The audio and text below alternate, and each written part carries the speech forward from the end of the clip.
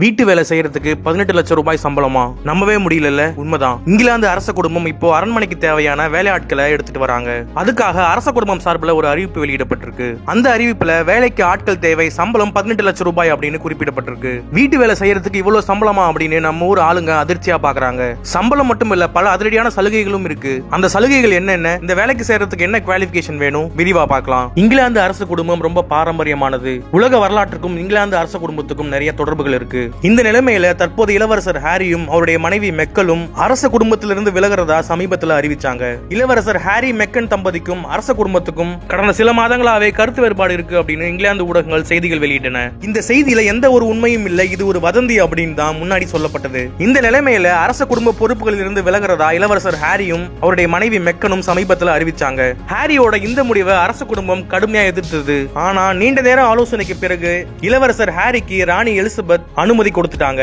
இங்கிலாந்து இளவரசர் Charles Diana தம்பதியோட இரண்டாவது மகன் தான் ஹாரி. இவர் தன்னுடைய தோழியும் காதலியுமான ஹாலிவுட் நடிகை மெக்கன் மார்க்கலை கல்யாணம் பண்ணிக்கிட்டாரு. இவங்களுக்கு ஆண் குழந்தை பிறந்திருக்கு. ஹாரி இப்போ அதிகாரப்பூர்வமா அரச குடும்பத்திலிருந்து விலகி இருக்காரு. அமெரிக்கா போயிருந்த ஹாரி தம்பதிக்கு அதிபர் ட்ரம்ப் உற்சாகமான வரவேற்பு கொடுத்தாரு. இதெல்லாம் ஒரு பக்கம் இருக்க, இன்னொரு பக்கம் அரச குடும்பம் அரண்மனைக்கு வேலையாட்களை தேர்வு செய்யும் பணியில் ஈடுபட்டிருக்கு. அறிவிப்பு இப்போ இங்கிலாந்து அரச குடும்பத்தோட அபிஷியல் வெப்சைட்ல வெளியாயிருக்கு. வெப்சைட்ல அரண்மனைக்கு பணியாட்கள் தேவை, சம்பளம் 18 லட்சம் ரூபாய் அப்படின்னு குறிப்பிடப்பட்டிருக்கு. இது ஒரு லெவல் 2 அப்ரண்டிஸ் ஜாப். இந்த வேலைக்கு சேரவங்க அரண்மனையிலே தங்கி வேலை பார்க்கணும். இந்த வேலைக்கான ஆரம்ப சம்பளம் இந்திய ரூபாயின் மதிப்புப்படி 18.5 லட்சம் ரூபாய். அரண்மனையிலே தங்கிக்கலாம், அதுக்கு எந்த சார்ஜஸும் இல்ல. அதே மாதிரி 3 வேளையும் சாப்பாடு அங்கேயே கொடுக்கறாங்க. எங்கேயாவது வெளியே டிராவல் பண்ணணும்னாலும் அதுக்கான செலவையும் அரண்மனையே பார்த்துக்கும். இந்த வேலைக்கு சேர்றவங்க ஒரு விஷயத்துக்கு தயாரா இருக்கணும். இங்கிலாந்து அரச குடும்பத்துக்கு பல நாடுகளிலும் அரண்மனை இருக்கு. அவங்க எங்க வேணாலும் எப்ப வேணாலும் வேலையாட்களை கூட்டிட்டு போவாங்க.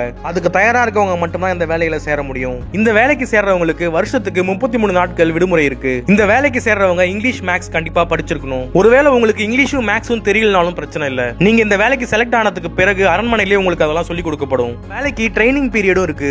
வேலைக்கு சேர்றவங்களுக்கு முதல்ல 13 மாசத்துக்கு ட்ரைனிங் மட்டுமே கொடுக்கப்படும். ட்ரைனிங் முடிச்ச பிறகு அரச குடும்பத்தோட பெர்மனன்ட் எம்ப்ளாயியா மாத்துவாங்க. ஏற்கனவே அங்க ஒரு ஹவுஸ் கீப்பிங் டீம் இருக்கும். அந்த டீமோட சேர்ந்து அரண்மனை சுத்தப்படுத்துறது மட்டும்தான் இந்த வேலைக்கு சேர்றவங்களுடைய வேலை. வீட்டு வேலை செய்யறதுக்கு 18 லட்சம் ரூபாய் சம்பளமா அப்படின்னு பலரும் இந்த செய்தியை பார்த்து வாய்ப்பிழக்கிறாங்க.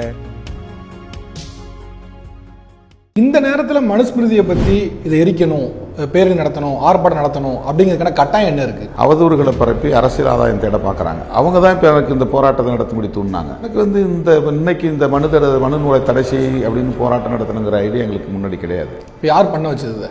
அது பாரதிய ஜனதா கட்சி. நீங்கள் தான் மனு தர்மத்தை பற்றி ஆல் உமன்ஸாக ப்ராஸ்டியூட்னு அதை சொல்லியிருக்குன்னு கோட் பண்ணுறீங்க. நீங்கள் தானே ஆரம்பிச்சு வைக்கிறீங்க. அதை ட்ரெஸ் கோடு இருக்கலாம், வரையறைகள் இருக்கலாம், அதாவது கலாச்சாரம் தொடர்பாக. ஆனால் அவங்களுக்கு சொத்துரிமை உண்டு. அவங்க எளிதாக விவாகரத்து செஞ்சுக்க முடியும். அவங்களுக்கு பிடிக்கலன்னா தலாக்கு சொல்லிட்டு பெண்ணு கூட போயிடலாம். இதெல்லாம் ஒரு பெரிய சுதந்திரம் இல்லை. இந்து மதத்தில் உண்டா? ஒருத்தி கல்யாணம் பண்ணிட்டா தாலியை கெட்டியா பிடிச்சுங்க. அல்லானாலும் கணவன், புல்லானாலும் புருஷன். இது இஸ்லாத்தில் உண்டா?